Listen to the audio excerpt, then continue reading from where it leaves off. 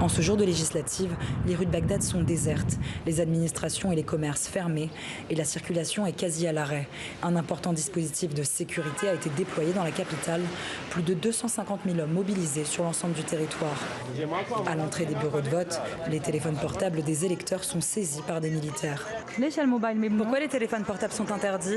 Les téléphones sont interdits dans les bureaux de vote car nous craignons des attaques terroristes. Dans ce bureau de vote du centre de Bagdad, les Irakiens ne se bousculent pas pour aller voter. Nous avons néanmoins rencontré quelques électeurs présents sur place. Nous devons participer aux élections pour un renouveau. C'est le moment d'avoir un vrai changement dans notre pays. On a plus d'espoir pour ces élections car elles sont observées par les Nations Unies, les nations arabes et les pays européens. Dans le cadre de ce scrutin, 200 observateurs étrangers, dont 90 mandatés par l'Union européenne, ont été déployés dans le pays. L'objectif, prévenir la fraude électorale dans un pays miné par la corruption et la prolifération des groupes armés. Sur place, nous avons interrogé Viola Van Kramen, chef de mission d'observation pour l'Union européenne. La menace sécuritaire est présente. Elle a toujours été présente et on ne peut pas imaginer l'inverse lors de ce scrutin. Il pourrait y avoir des intimidations dans le cadre de ces élections, mais je ne peux rien affirmer en l'état. À Bagdad, les journalistes n'ont eu accès qu'à une dizaine de bureaux de vote sur les centaines que compte la capitale. La liste nous a été communiquée quelques jours avant le scrutin par la Haute Commission électorale indépendante.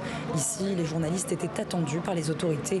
Difficile donc d'observer ce qu'il se passe dans d'autres bureaux de vote du quartier.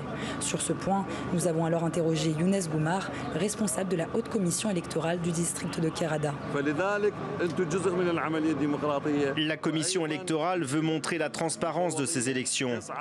Je vous rassure, le choix des bureaux de vote consacrés aux médias n'a pas de dimension politique. Je peux vous l'assurer, nous avons fait ce choix pour veiller à la sécurité des journalistes dans l'exercice de leur travail. À quelques dizaines de mètres de ce bureau de vote, cet épicier regarde en boucle le journal télévisé qui couvre cette journée électorale. Comme beaucoup d'Irakiens, Ahmed n'ira pas voter ce dimanche.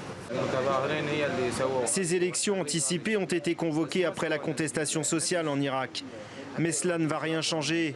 Vous voyez les mêmes visages sur les panneaux électoraux dans la rue. C'est la même classe politique qui sera au pouvoir. Dans un contexte d'instabilité politique et sécuritaire persistant sur l'ensemble du territoire, les autorités irakiennes et les organisations internationales craignent une abstention record à l'issue de ce scrutin en Irak.